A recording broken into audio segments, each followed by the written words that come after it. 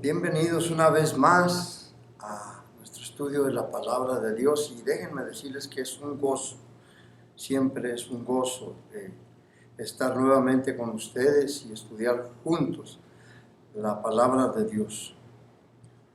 Dios les bendiga a todos y cada uno de ustedes, como siempre se los he dicho, a aquellos que están, no solamente los que estamos aquí, sino los que están siguiendo estos estudios a través de esto que se está subiendo en el internet. Es el deseo de mi corazón que estos estudios estén siendo de grande bendición en sus ministerios, en sus devocionales, que aunque estamos estudiando asuntos escatológicos, no obstante, en varios estudios, bueno, a través de varios estudios ustedes han visto que hemos tocado doctrina.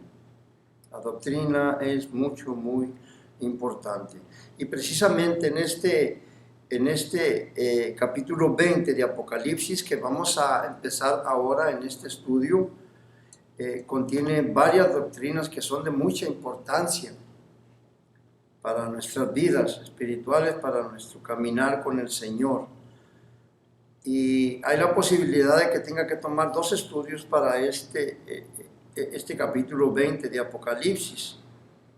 Entonces, hoy comenzamos allá el capítulo 35 y ya casi estamos en la culminación de todo el libro de Apocalipsis. Nunca, se lo digo sinceramente, yo he dado el estudio de Apocalipsis, no lo he dado tan extenso como en este tiempo aquí con ustedes. No sé qué fue lo que me llevó para meterme más. Casi hemos tocado verso por verso, no dejar lo menos que se pueda poder aclarar.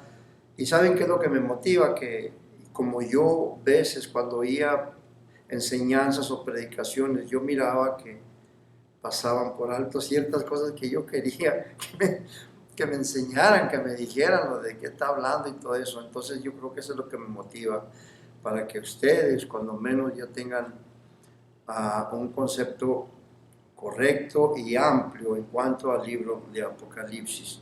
Entonces, déjenme dar esta introducción. Cuando Jesús estuvo en la tierra, Él enseñó a sus discípulos a orar y les dijo: Padre nuestro que estás en los cielos, santificado sea tu nombre. Así empezó la oración. Pero miren, la frase que viene enseguida es una frase muy amplia y aclara el significado de lo que está diciendo en el principio, porque dice: venga a nosotros tu reino y hágase tu voluntad aquí en la tierra, así o como de la misma manera que se hace allá en el cielo.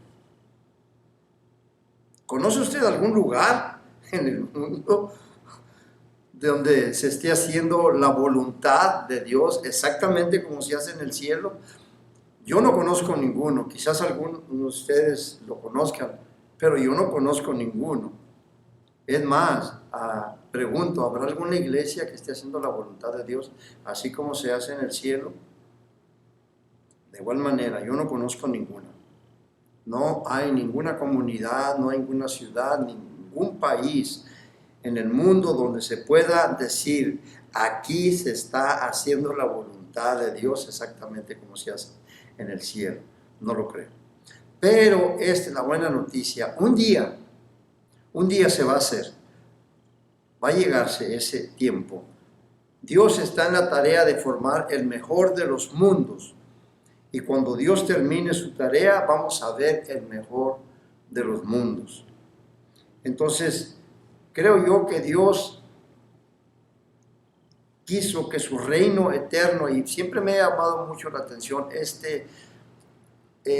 esta doctrina del milenio, aunque a muchos no les motiva, a muchos quizás toman un poco de indiferencia, según es más importante otras cosas, pero para mí siempre, desde que yo empecé a estudiar profecía o los asuntos de escatología, siempre me llamó mucho la atención ese tiempo donde el Señor Jesucristo personalmente, Él va a venir a gobernar este mundo por cerca de 1000 años literales. Entonces, creo yo que Dios quiso que su reino eterno, ese reino que siempre ha existido, Dios ha querido que ese reino eterno que siempre ha existido, que se manifestara, que existiera dentro del tiempo, dentro de la historia y en medio de los hombres. A eso es a lo que me estoy refiriendo, lo que estaba hablando hace unos momentos. Y es por eso que esta oración del Padre Nuestro nunca va a ser contestada completamente, sino hasta que venga el Señor Jesucristo a establecer su reino aquí en la tierra. No obstante, y eso es lo más maravilloso, a través de los siglos esta oración sigue razonando o pegando duro en los corazones de todos los creyentes de la iglesia, aún en gente que no son creyentes, pero que hacen esta oración. Eso es lo más tremendo. Hay gente que hace esta oración, lo tienen por costumbre.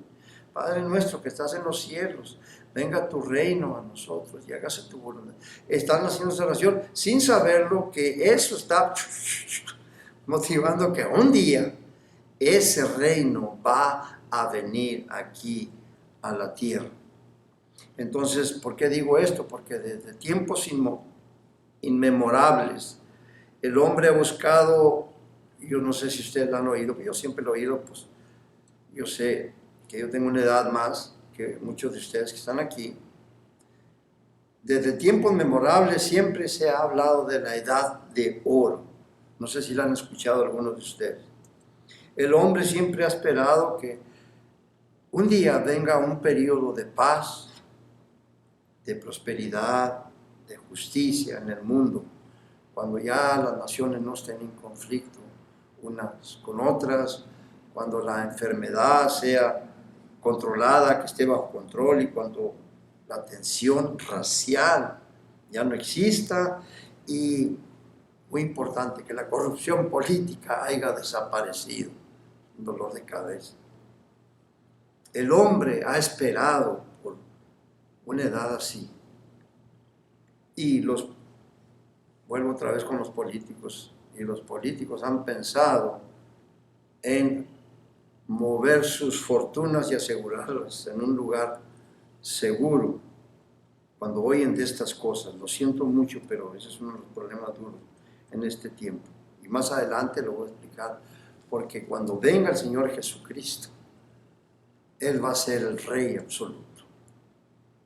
No va a haber policía, no va a haber ejército, no va a haber nada de eso. Y vamos más adelante a entrar, por eso le digo que quizás vamos a 2 estudios para esto. Entonces, esa edad de oro jamás ha venido, pero déjenme decirle que el único lugar que profetiza la Biblia acerca de esa edad de oro está en el capítulo 20 de Apocalipsis. Y ahí es donde encontramos la única mención del concepto milenio. La palabra milenio se refiere a un periodo de 1000 años de duración. Tómenlo en cuenta eso es lo que quiere decir la palabra milenio, 1000 años. Y es lo que habla la Biblia, ahí en la Escritura dice 1000 años. En los primeros 7 versículos del capítulo 20, del verso 1 al 7, se menciona 6 veces la palabra milenio. Entonces la Biblia menciona el milenio de diferentes maneras. Por ejemplo, los pueden apuntar nada más. Hechos capítulo 3 y el verso 21 le llama el tiempo de la resurrección, de la restauración de todas las cosas. Hechos capítulo 3 y el verso 21. En Efesios capítulo 1 y el verso 10 le llama la dispensación del cumplimiento de los tiempos. Efesios capítulo 1 verso 10. Hebreos capítulo 2 y el verso 5 le llama al milenio el mundo venidero. Y en Mateo capítulo 19 y el verso 28 le llama la regeneración. Entonces, si tú o yo o nosotros tomamos el texto de Apocalipsis 20 tal y como está, nos va a conducir a una interpretación premilenaria. Es decir, que Cristo vendrá y establecerá un reino literal en la tierra que durará por 1000 años. La razón que digo esto es porque hay otras dos interpretaciones principales del milenio, aparte del premileniarismo. Nosotros somos premilenaristas. Y ahorita les voy a decir cómo es que tú puedes saber si tú eres un premilenarista. Esas dos corrientes de pensamiento o esas dos interpretaciones o puntos de vista, como le quieras llamar tú, son el postmileniarismo y el amileniarismo. Es muy importante, tengo que tocar esto, lo tengo que tocar porque son puntos doctrinales muy importantes, porque una de las doctrinas principales, nosotros pertenecemos a las asambleas de Dios y uno de los puntos principales es el premileniarismo. Y voy a tratar de aclarar cómo es que tú puedes saber o entender lo que es el premileniarismo. No tenemos problema por eso, ahorita lo voy a explicar, pero también entender esas dos corrientes de pensamiento, el postmileniarismo y el amileniarismo, perdón. Por ejemplo, el postmileniarismo es en ciertos aspectos opuesto al premileniarismo. El premileniarismo enseña que Cristo vendrá antes del milenio, como lo hemos estado estudiando. Y el postmileniarismo enseña que Cristo vendrá al final del milenio. Repito, el premileniarismo enseña que Cristo vendrá antes del milenio. Y el postmileniarismo enseña que Cristo vendrá al final del milenio. Ahora permítanme enseñarles la teoría del postmileniarismo. El milenio que esperan los postmileniaristas es una época de oro, como la que hemos estado hablando, que mucha gente incrédula, inconversa esperan, porque toda esta gente es lo que quiere, ¿verdad? Que venga la paz, que venga la justicia, que venga todo definitivamente, ya no estar en conflicto. Todo eso lo queremos, pero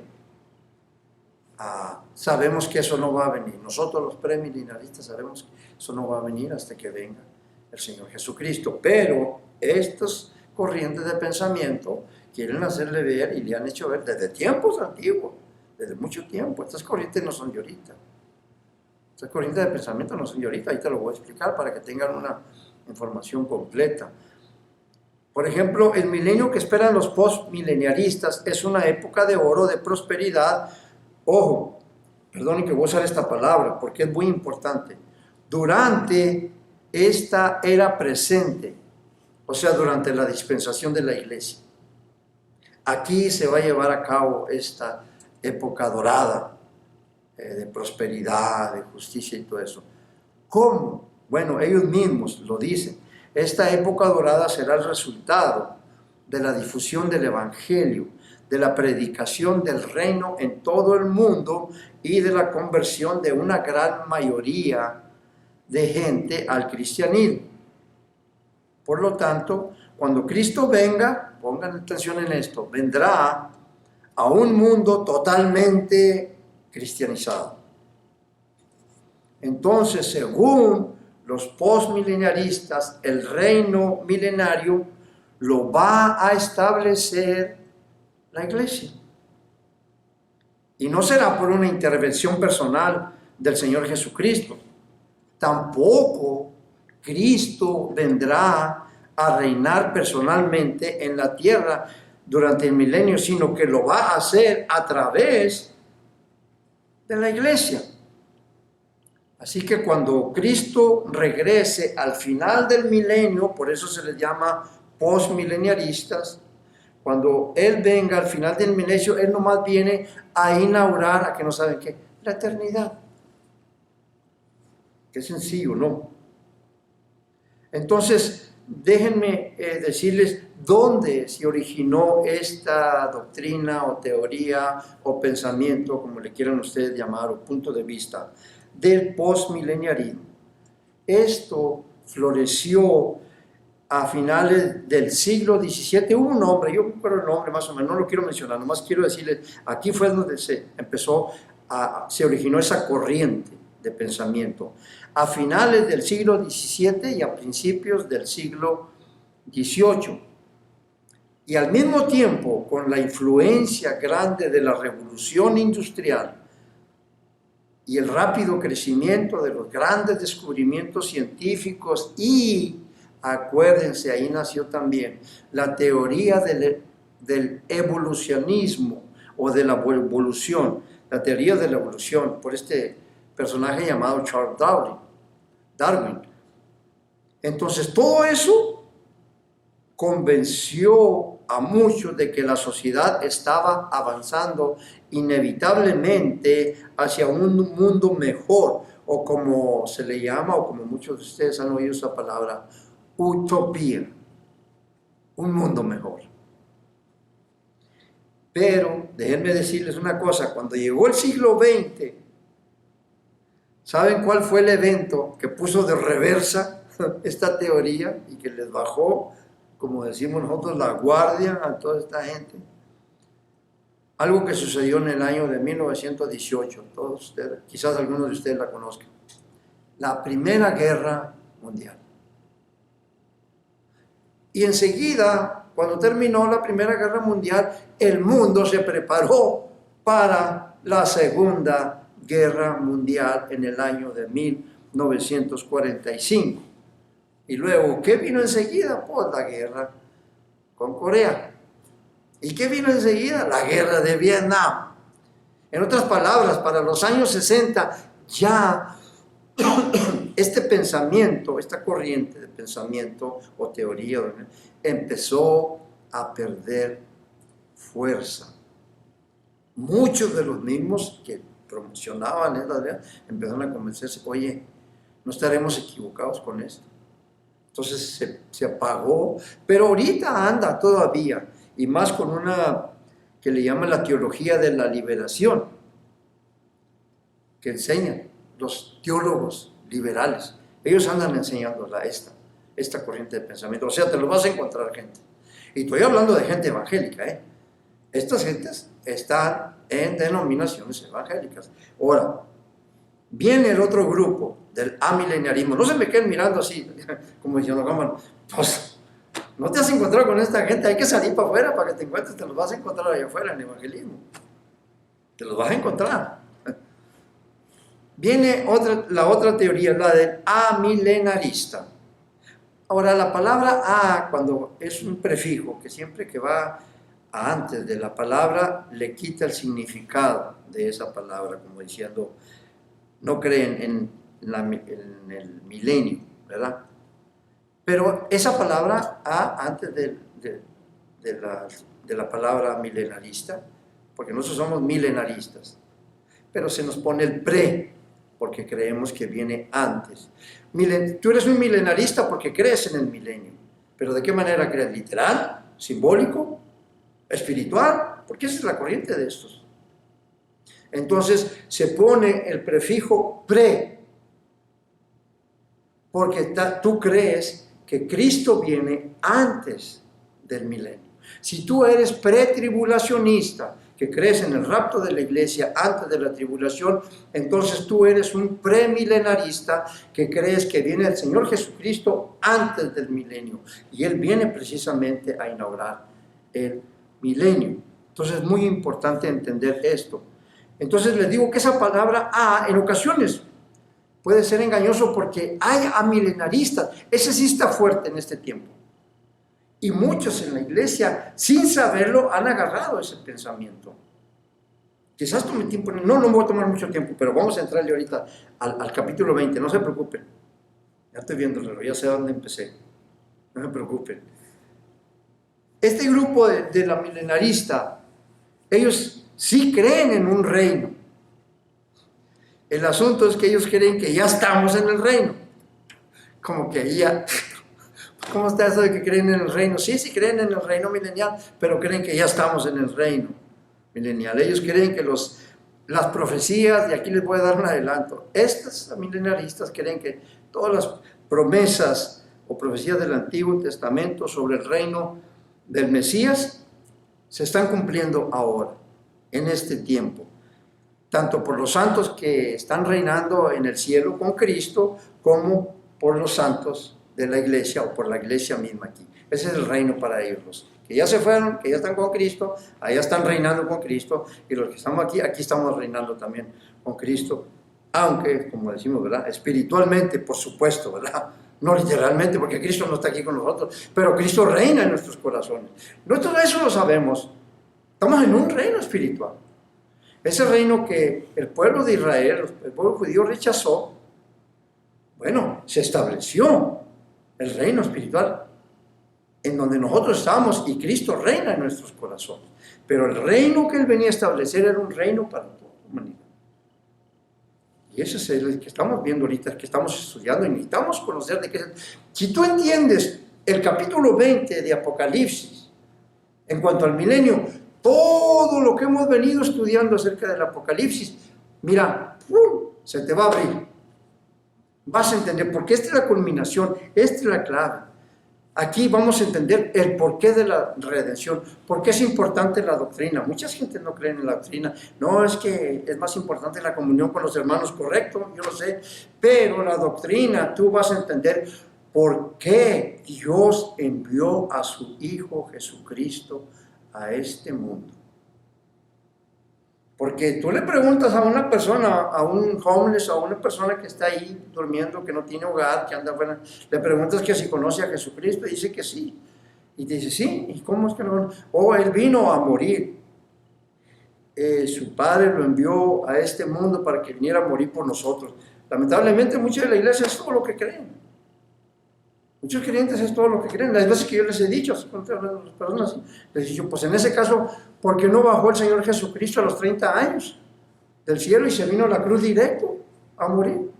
¿Por qué Él tuvo que venir en ese proceso de nacer de una mujer y vivir una vida como nosotros, sufrir todo, pasar por todo lo que nosotros pasamos como seres humanos? ¿Cuál era el propósito? Pues eso es la importancia de la doctrina.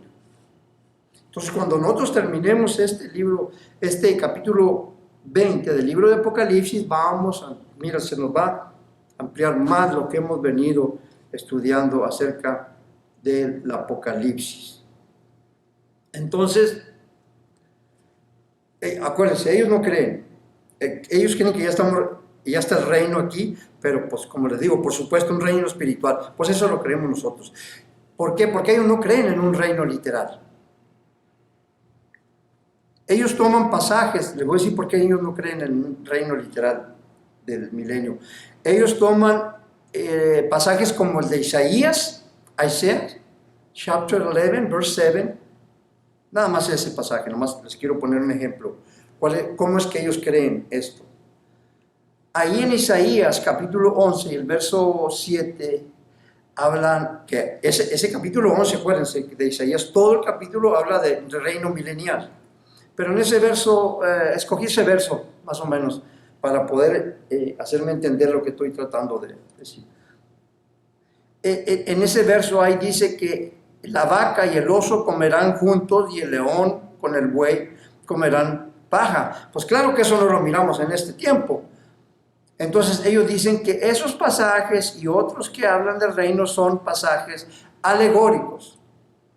Una alegoría es cuando le quitas el significado correcto al texto y dices, esto no es lo que Dios quiere decir, sino que lo que Dios quiere decir es esto. Entonces la alegoría, muévela. No pertenece ni a las, ¿cómo se llaman? Las reglas retóricas de la hermenéutica. No pertenece. La alegoría es algo que quita completamente el significado correcto de la palabra. Es más, te lo voy a decir dónde nació. La alegoría nació con los filósofos griegos y más con Platón. A Sócrates lo llevaron al Areópago. Ahí es el lugar del capítulo 17 de los Hechos, donde llevaron a Pablo. En ese mismo lugar anteriormente, ahí llevaron a Sócrates.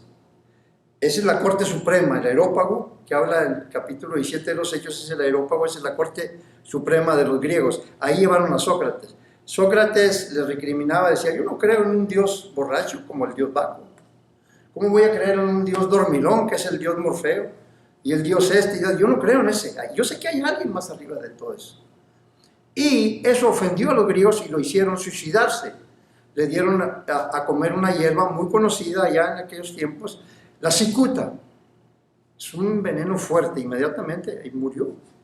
Y él mismo lo tomó y dijo, pues si voy a morir por lo que yo creo, pues voy a morir. Bueno, Platón era el discípulo de Sócrates. Platón, para modificar lo que dijo Sócrates, su maestro, decía, es que él no quiso decir eso. Cuando él decía de un Dios borracho, él decía que era un Dios alegre. Cuando decía del Dios dormilón, el Dios Morfeo, él le decía que es un Dios que está descansando, que él descansa. Y de ahí nació la alegoría. La alegoría se hizo fuerte con los padres de la iglesia, ciertos padres, el Jerónimo y el Filón y todo eso, porque en la Alejandría, donde estaba la mayor biblioteca de ese mundo, ahí se empezó a desarrollar esa filosofía de la alegoría y se dio, y hasta aún a este tiempo mucha gente lo usa. Entonces esto es lo que están usando ellos, los amilenaristas están usando la alegoría para decir, eso no es lo que quiere decir, diciendo que no es lo que Dios quiere decir. Pero mira, te encuentras con esto, en ese mismo pasaje de Isaías, que estamos leyendo, 11:7, donde dice que la vaca y el oso van a estar juntos, van a dormir juntos y todo. Entonces, en ese mismo pasaje tú tienes el capítulo 53 de Isaías. ¿Qué dice ahí? Habla de los sufrimientos y la muerte del Señor Jesucristo. Y ellos dicen que eso sí es literal. Ellos no dicen que es alegoría.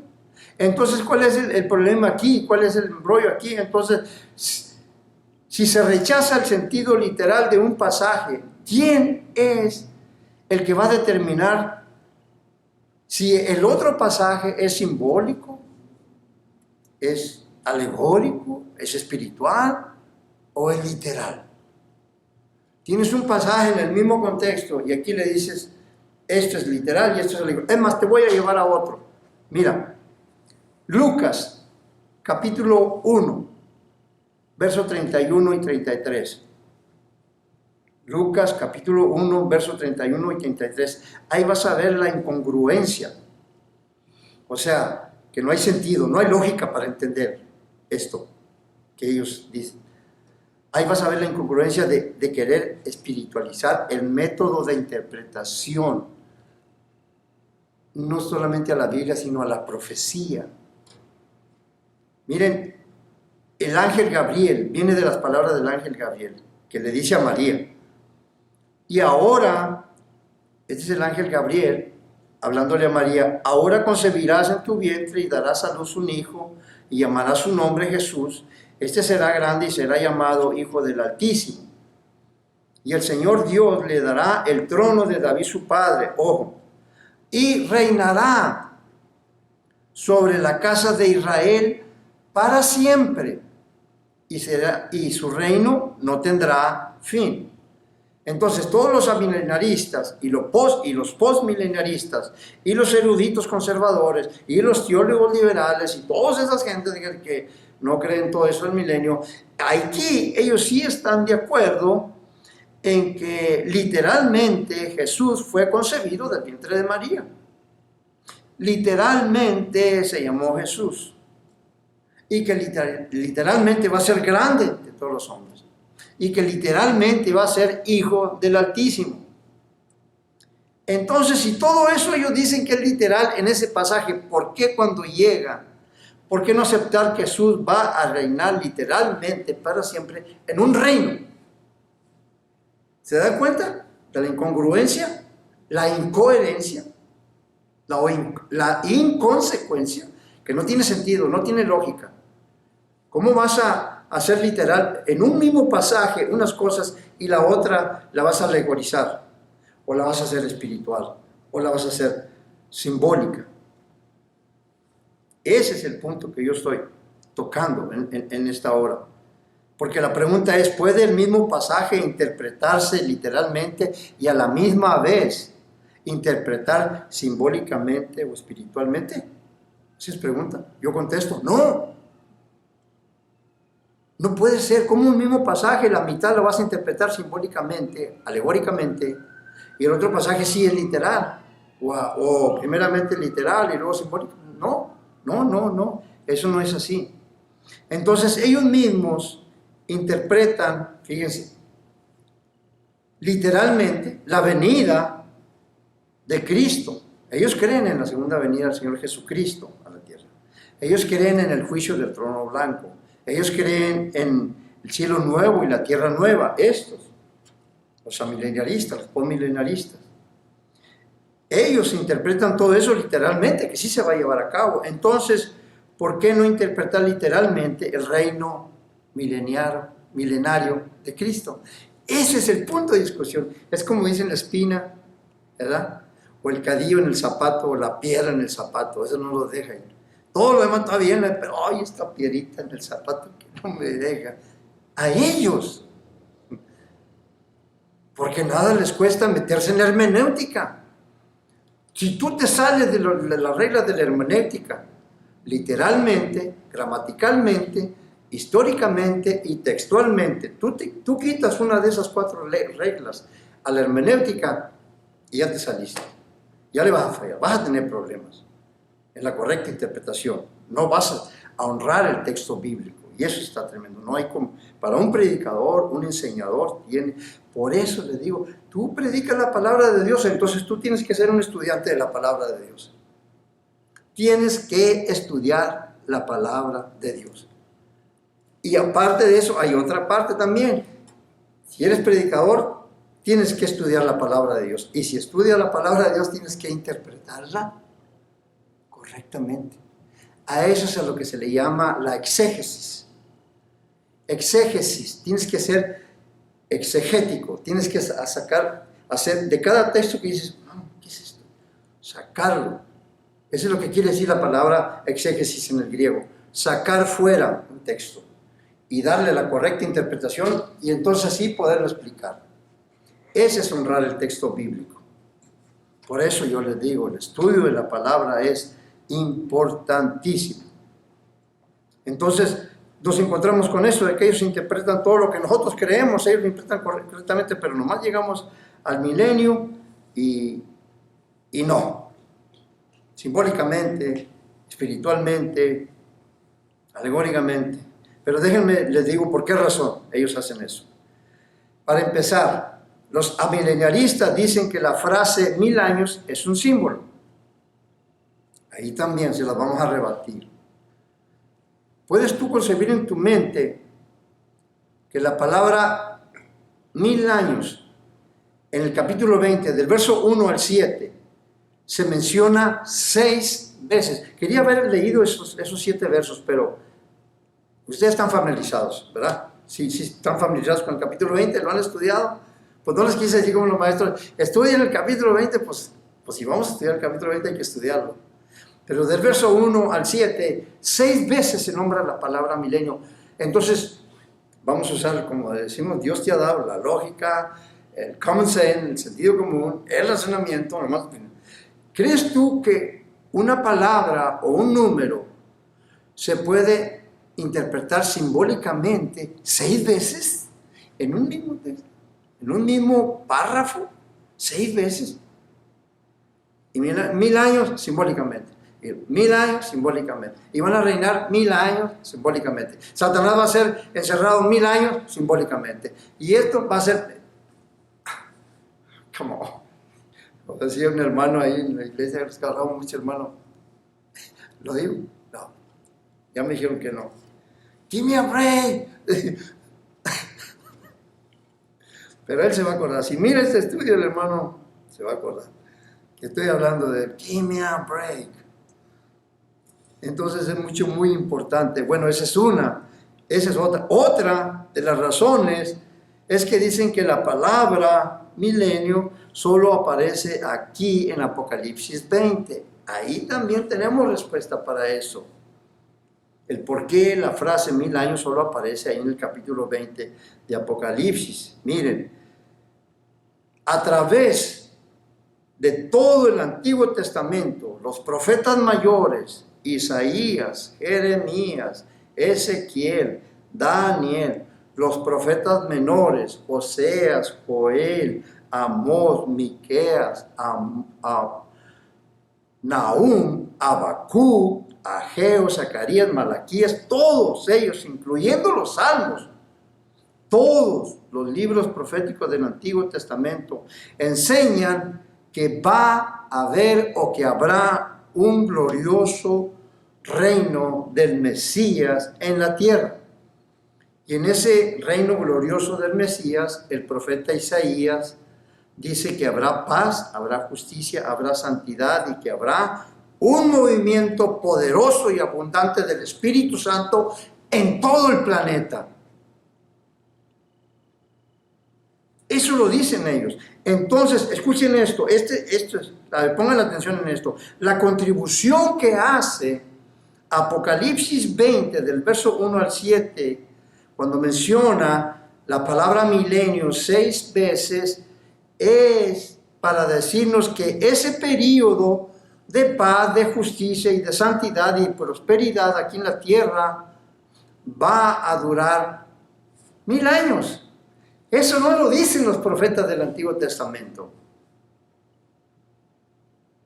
Pero el Espíritu Santo a Juan sí se lo reveló. Ese reino va a durar 1000 años. ¡Wow! Pues eso está tremendo, ¿no? Ahora pongan también atención a esto que les voy a decir. Los amileniaristas, y aquí es donde les digo que esa corriente aquí está todavía, son los que han tomado todas las promesas de Israel y las han vaciado en la iglesia, diciendo que esas promesas pertenecen a la iglesia. Y no hay algo tan lejos de la verdad que esta declaración. Y muchos predicadores, muchos enseñadores afirman esto que les estoy diciendo porque no están con el conocimiento de causa de esto, del milenio. Y hasta te predican, nosotros somos el Israel de Dios. ¡Wow! Son dos programas diferentes. Para empezar, ¿por qué creemos que la iglesia no va a pasar por la tribulación? Porque no es para la iglesia. La tribulación es para Israel. Hemos tratado todo esto. Van a tener, miren, aquí vamos en la lección 35. Aquí está mi hija. ¿Cuántas fueron del otro segmento en cuanto a Israel? Fueron como 20 y tantas, ¿verdad? Unos 23 o 24 estudios acerca de Israel. Todo esto que les estoy hablando aquí. Por eso les digo que cuando ya entendamos este capítulo 20, vamos a entender todo lo que hemos venido estudiando. Son como 22 estudios acerca, porque miren, este es el tema de esto, serie que ya estoy por terminar, ya quiero terminar. La segunda venida del Señor Jesucristo es solo una, pero dividida en dos aspectos. Uno en relación con la iglesia, que es el arrebatamiento, se le nombra venida también. Y el otro en relación con Israel, que es la venida que estamos tratando aquí, que ya tratamos en el capítulo 19, la venida literal, visible, corporal, gloriosa del Señor Jesucristo a la tierra para cumplir las promesas a Israel y más que todo para llevar a cabo el cumplimiento del plan abrámico, la tierra, lo que Dios le prometió a Abraham. Ahí ya, ahorita está el asunto ahí que no, que este es mío y que esta parte es mío. No. Aquí está, Dios le dio todas las medidas, todo lo que era de Israel, desde el río de Egipto hasta el río Éufrates, pasando por todo eso. Y el río de Egipto no está hablando del río Nilo, porque ese está en Egipto, no tiene nada que ver ahí. No, es un río que atraviesa el monte Sinaí. Yo les enseñé en ese segmento. Ya no me quiero meter ahí porque ya lo estudiamos. No me acuerdo el nombre, pero si ustedes miran en el mapa, ese río atraviesa todo el monte Sinaí. Y llega al Mediterráneo, sale acá del río Mar. Ese es todo. Desde ese río hasta el río Éufrates, toda esa tierra Dios se la dio a Israel. Entonces ahí va a cumplir el plan abrámico, el pacto, perdón, por eso yo creo que se me trababa la lengua. No, el pacto abrámico. Eso lo encuentras en el capítulo 15 y en el capítulo 17 de Génesis. Y luego también para cumplirle el pacto davídico a Israel. ¿Cuál es el pacto davídico? Un reino para siempre. Y un trono para siempre. Y un rey para siempre. Ahí se nos va a cumplir. ¿Cuál es el otro pacto? El nuevo pacto. En ese ya estamos nosotros. Donde Dios da un nuevo corazón. Cuando Israel, el remanente que vaya a entrar al reino milenial, ellos van a tener que entrar en esos nuevos pactos, si no es que ya han entrado, porque se trata de creer. En el momento de la salvación nuestra, nosotros entramos en ese nuevo pacto con el Señor. Nosotros ya estamos en ese nuevo pacto, porque Él ya nos dio un nuevo corazón. Le dio vida a nuestro espíritu. Este cuerpo estuvo preparado para Él venir a ser morada en nuestro espíritu. Y tenemos un nuevo corazón.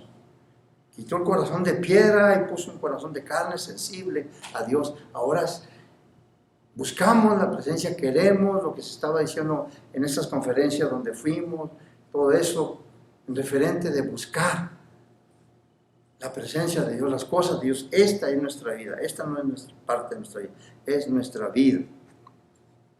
Entonces, eso que yo les decía del punto de los amileniaristas, de que todas las promesas del Antiguo Testamento, pues ahora son de la iglesia. Ahora, miren, uno no puede tomarles a mal a ellos, porque acuérdense que Israel dejó de existir como nación, perdió su identidad en el año 70 después de Cristo. Este pensamiento de la milenarista, bueno, no me quiero adelantar, miren, nosotros, déjenme para el punto de nosotros los premilenaristas tenemos en nuestra declaración y nuestra posición doctrinal que Cristo volverá justo antes del milenio, donde va a gobernar personalmente durante el reinado glorioso de 1000 años. Esa es la posición premilenarista. Y de ahí estamos nosotros. Ahora, déjenme decirle algo. La mayoría de los amileniaristas y los postmilenaristas, como lo dije hace unos momentos, ellos son evangélicos. Y creen en muchas de las doctrinas que nosotros creemos. Solo que cuando llegan al milenio, pues salen con ese asunto de que es simbólico. Pero son denominaciones grandes. No las voy a nombrar. Pues ustedes las deben de saber, y si no las saben, pues es mejor que estudien. El estudio es importante, todo eso, para saber qué terreno estamos pisando y cómo vamos a poder evangelizar. Nosotros le decimos a una persona, la Biblia tiene respuesta para todo, y luego te va a hacer una pregunta y dice, te vas a rascar la gana. Así como el ministro que yo le dije cuando yo recién me convertí. Y le hacía una pregunta y pues yo no la sabía, ¿verdad? No me voy a meter. Ya vi tu cara, no me mueve la cabeza. Mi esposa. Le voy a decir, bueno, así que no falta que me haga, ya, córtale. Ya. El amileniarista proviene desde el segundo siglo de la iglesia. Esto es importante. Pero el premileniarismo proviene desde la iglesia primitiva, desde cuando empezó la iglesia, es más, desde la era apostólica, porque los apóstoles, Pablo, todos esos hablan de todo esto, del milenio, del reino milenial, de todo eso. Ellos nosotros traemos la doctrina de los apóstoles. Es muy importante nosotros tener esto bien presente, porque el punto amileniarista empezó en el segundo siglo con los llamados padres de la iglesia, aunque había padres de la iglesia que ellos abrazaban el premileniarismo, o sea, ellos también, varios de ellos, no me acuerdo ahorita los nombres, pero los que sí me acuerdo es de los que creen en el amileniarismo, como era Orígenes, Jerónimo, y uno de ellos es, por eso me acuerdo, el más fuerte. En el año 300, más o menos, hubo un teólogo, uno de los más grandes teólogos del cristianismo, llamado Agustín de Hipona. Ese fue el que dio mayor influencia a esta corriente. Tan grande fue su influencia que influenció a los reformadores del siglo XIV y XV, cuando sacaron la reforma de esto que nosotros ahora conocemos, ¿verdad? Ellos tampoco creen, muchos de los reformadores del siglo XIV y XV creen en el milenio literal, o 15 y 16, no me acuerdo muy bien, pero más o menos, me parece que es el 14 siglo, bueno, el año 1400, el año 1400 es el siglo XV, el año 1500 es el siglo XVI. Ya, entonces es el siglo XV y el siglo XVI, los reformadores, ellos traían la influencia de Agustín de Hipona, que no hay un milenio literal, es espiritual, o es alegórico, o es simbólico. Bueno, por el tiempo que tengo, vamos a tocar nomás, vamos a empezar Apocalipsis capítulo 20, del verso 1 al 2. Apocalipsis 20, del verso 1 al 2. Vamos a leer hasta el verso 3. Vi a un ángel que descendía del cielo con la llave del abismo y una gran cadena en la mano, y prendió al dragón, la serpiente antigua, que es el diablo y Satanás, y lo ató por 1000 años, y lo arrojó al abismo y lo encerró y puso su sello sobre él, para que no engañase más a las naciones, hasta que fuesen cumplidos 1000 años. Y después de esto debe de ser desatado por un poco de tiempo. El primer punto que ocupa el Señor Jesucristo para establecer su reino milenial, ¿qué creen que es? Encarcelar al cabecilla de toda rebelión contra Dios, es a saber, Satanás. Entonces la reclusión del Dios de este siglo, o el espíritu, el príncipe del espíritu, de la potestad del aire, como le llama San Pablo, eso va a cambiar al mundo completamente. Va a cambiar completamente. Ya para ese tiempo, Dios ya habrá suprimido toda rebelión humana. Los que sobrevivieron de los juicios de la tribulación, sellos, trompetas y copas, los que sobrevivieron de los juicios, ellos van a ser ejecutados en la batalla del Armagedón.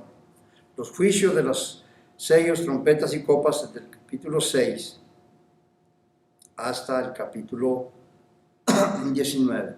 En el capítulo 19 se lleva a cabo la batalla del Armagedón. Ahí son eliminados los que sobrevivieron a los juicios de las copas. Y los que sobrevivieron a la batalla del Armagedón en todo el planeta van a ser eliminados en el juicio de las naciones, cuando el Señor Jesucristo, lo vimos eso, que lo consideré muy importante, la separación de las ovejas y los cabritos. Los cabritos representaban a todas aquellas gentes que no ayudaron a los santos, tanto judíos como gentiles, cuando estaban pasando por toda esa situación, por la persecución del anticristo y el falso profeta y por el Satanás mismo. Nunca los ayudaron, entonces ahí mismo dice, apartados de mí, al castigo eterno, por cuanto no ayudaron. Entonces, ahí ya quedaron eliminados. Ahora, los líderes mundiales de esta rebelión, que son el anticristo y el falso profeta, en el mismo capítulo 19, miramos que los echaron vivos al lago de fuego. Y luego, pues aquí por eso es bueno entender esto, porque nos vamos a conectar precisamente con el capítulo 20, por eso estudiamos el estudio anterior del juicio de las naciones y parte del capítulo 19. Entonces, para llegar al paso final de la preparación del reino milenial, va a ser la reclusión de Satanás junto con todos los demonios, de manera que Cristo reine sin ninguna oposición de enemigos sobrenaturales. Lleven en mente eso porque lo vamos a tratar mucho, muy importante cuando entremos a lo que es la vida en el milenio. Aquí el Señor Jesucristo eliminó por completo toda opresión sobrenatural del enemigo, de todos, de Dios, de Cristo y de todos nosotros. Entonces, el capítulo 20 debe de comenzar con una y déjenme de sentar las bases para el siguiente estudio, porque en el siguiente estudio nos vamos a ir. Yo consideré importante esto. Es importante que ustedes tengan establecido esto que les acabo de decir, las diferentes corrientes de pensamiento. Pero miren, el capítulo 20 debe de comenzar con una Y. No la tienen ustedes, pero en el escrito original ahí está, debe de estar. Desde el capítulo 6 de Apocalipsis hasta el capítulo 20, hemos visto esta frase, y vi, que indica una progresión cronológica y que viene de una raíz griega, kai, eidon, kai, letra K, A, I, eso es la Y. Eidon, E-I-D-O-N, ese es pi. Van a encontrar esas dos frases, aunque aún en el capítulo 6, ¿se acuerdan que yo les hablé que iba una I antes? También ahí la eliminaron y eso está duro, pero no me quiero meter ahí en eso, pero ahí en el escrito original va la I porque es muy importante, porque es una progresión cronológica que está siguiendo. Y vi, ese es el orden que debe de llevar. Es más, en el orden gramatical, la I es una conjunción que quiere decir continuación en la narración de un hecho tras otro. Viene uno, y es lo que estábamos. Simplemente en estos 3 versos es todo lo que vimos ahí, ¿verdad? Leímos el capítulo 20. Dice, y vi a un ángel que descendía del cielo con la llave del abismo y con una gran cadena en la mano, y prendió al dragón, la serpiente antigua que es el diablo y Satanás, y lo ató por 1000 años, y lo arrojó al abismo, y lo encerró, y puso su sello sobre él para que no engañase más a las naciones, hasta que fuesen cumplidos 1000 años, y después de esto debe de ser desatado por un poco de tiempo. ¿Se fijan cuántas Y hay ahí? ¿Serán importantes? Claro que son importantes. Por eso es muy importante para un correcto estudio de la palabra de Dios. Y es más, y todo esto que les estoy diciendo concuerda con un punto de vista premilenarista del reino. Porque después de la tribulación, Cristo regresa a la tierra y establece su reino milenial aquí en la tierra, y luego le siguen cielo nuevo y tierra nueva. Ahí está. Repito esto, si tú crees que después de la tribulación Cristo regresa a la tierra, establece su reino milenial, y después del reino milenial, después de los 1000 años, viene cielo nuevo y tierra nueva, ese es un punto premilenarista. Para que se establezca, es bueno establecer eso. ¿Cuánto tenemos? Hazme con los dedos. Hazme. 7 minutos, ok. Vamos allí al verso 1, nada más. Y vamos a leerlo de esa manera que le estoy diciendo. Y vi, porque eso lo conecta con el capítulo 19 que estudiamos anteriormente. Y vi a un ángel que descendía del cielo con la llave del abismo y una gran cadena en la mano. La identidad del ángel no lo menciona, pero probablemente, y es casi seguro que es el arcángel Miguel, que es el gran adversario de Satanás. Y fue el que lo echó ya en el cielo, también en el capítulo 12 lo echó del cielo para la tierra, y siempre ha sido él. Entonces cuando habla de la llave, pues todos sabemos lo que es una llave, ¿verdad? Para abrir y cerrar. Bueno, la llave le es dada al ángel, y eso muestra la autoridad que se le da al ángel para abrir el abismo, encerrar a Satanás y luego cerrarlo ahí por 1000 años. Entonces, Esto es importante y no lo voy a poder abarcar, esto es bastante, el abismo. El abismo es mucho, creo que me voy a quedar aquí, no quiero dejar nada a la mitad. Yo creo que aquí como quiera terminamos. Miren, traten de tomar estos estudios del capítulo 20, porque como les digo, si ustedes alcanzan a entender bien lo que es el capítulo 20, van a poder tener un concepto correcto en cuanto a todo el libro de Apocalipsis, porque aquí está la culminación del plan de Dios. Aquí se acaba la redención. Aquí. Acuérdense que al terminar el milenio ya es un periodo de transición. Pasamos a la eternidad. Se acaba el tiempo. Por eso es lo maravilloso que Dios va a establecer su reino aquí en la tierra, su reino eterno que siempre ha existido. Va a establecerlo aquí, en la tierra, en el tiempo, en el espacio, en la historia, porque es parte de la historia de la humanidad. Todavía no se acaba el tiempo, mientras esté el tiempo, todavía está en los anales de la historia, va a quedar. Y entre los hombres, porque los que van a vivir en el milenio van a ser personas los que van a entrar, hay mucha doctrina aquí. Nomás fíjense, hay muchos que no están de acuerdo. La Biblia dice que nosotros vamos a reinar, traigo mucho respaldo bíblico para mostrarles, muchos no creen. Estoy hablando de enseñadores, grandes enseñadores, y que yo los he oído predicar y he recibido mucha bendición a través de sus predicaciones, enseñanzas, pero no creen, y la Biblia lo dice, que vamos a reinar con Cristo en el milenio. ¿Por qué no creen? Porque nosotros vamos a traer un cuerpo glorificado, o la iglesia va a traer un cuerpo, los creyentes van a traer un cuerpo glorificado, y no como que no alcanza a comprender cómo van a dar seres mortales con cuerpos. Los que entraron, sobrevivieron de la tribulación, van a entrar con cuerpos mortales y vamos a convivir unos con cuerpo como el del Señor Jesucristo glorificado, con poder sobre la materia y todo eso, y van a vivir con gente que no pueden ellos van a estar controlados con este cuerpo. Ese es buen punto, pero ahí les va una nomás de pasadita.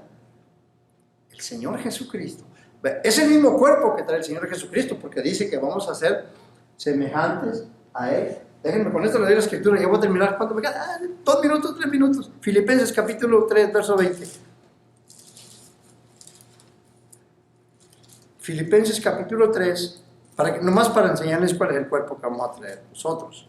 Capítulo 3 y el verso 20. Dice, mas nuestra ciudadanía está en los cielos, de donde también esperamos al Salvador, el Señor Jesucristo. Verso 21. El cual transformará el cuerpo de esta, le llama cuerpo de humillación. ¿Por qué nos llamará muerte de humillación a este cuerpo? Pues deje de bañarse 3 días y va a ver si no se va a sentir humillado. Bueno, ok, no, eso es nomás estoy jugando nomás, estoy bromeando.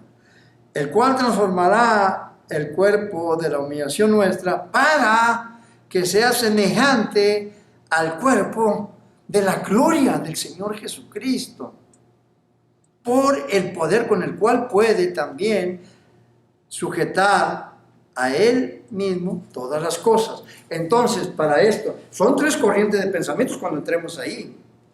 En eso de los que vamos a vivir en el milenio, tanto creyentes como los que entran con cuerpos mortales. Pero estos que no creen, que no creen que la iglesia, ellos dicen y tienen buen punto. Vamos a venir con el Señor Jesucristo en la oración del milenio. Nosotros subimos a donde es la morada en el cielo. ¿Cuál es la morada? La Nueva Jerusalén, la ciudad celestial. No es el cielo, pero es el lugar. Es donde dijo el Señor Jesucristo, en la casa de mi Padre muchas moradas hay. La Nueva Jerusalén. Ellos creen que el creyente, como no puede adaptarse a los que andan con el cuerpo mortales, suben a la Nueva Jerusalén y ahí van a estar hasta el capítulo 21, que desciende la Nueva Jerusalén para habitar en la tierra nueva, en cielo nuevo. Es buen punto, pero déjenme decirle, el Señor Jesucristo después con su cuerpo glorificado, hoy me salí chiquita, ¿no? ¿Estoy bien? Ok. Con eso termino. El Señor Jesucristo anduvo 40 días, ¿se acuerdan? Con un cuerpo glorificado, con poder sobre la materia. Se les aparecía ahí dentro del cuarto donde estaban los judíos. A los que iban camino de Maús, iban caminando con ellos y de repente, ya no lo vieron. Comió con ellos cuando se les apareció adentro del cuarto. Creían que era un fantasma. Dijo, yo no soy un fantasma ni un espíritu, porque un espíritu no tiene carne ni huesos como yo tengo, tócame. Yo creo que los miró.